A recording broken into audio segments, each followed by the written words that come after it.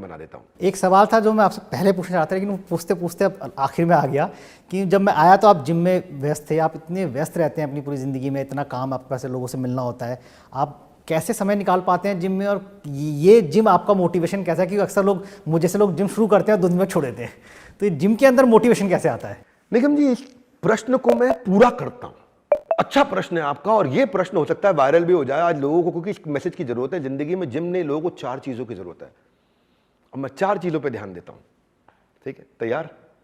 पहली चीज होती है, मैं 4 चीजों को ऐसे समझाता हूं, एक ये, एक ये, एक ये और एक जेब।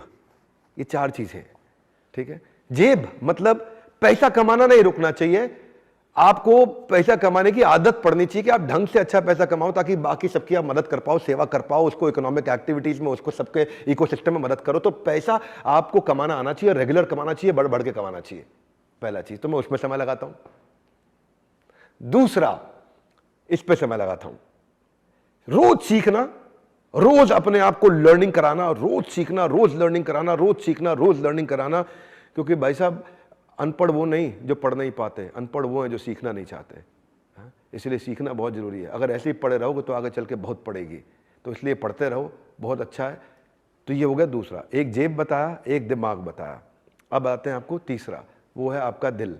दिल हमेशा तब खुश रहेगा जब आध्यात्मिक जीवन में आगे बढ़ोगे, जब मन को संतुष्ट रखोगे, थोड़ा घूमोगे फिरोगे और आध्यात्मिक प्रगति करोगे, मन को संतुष्ट स्पिरिचुअलिटी के साथ रखोगे।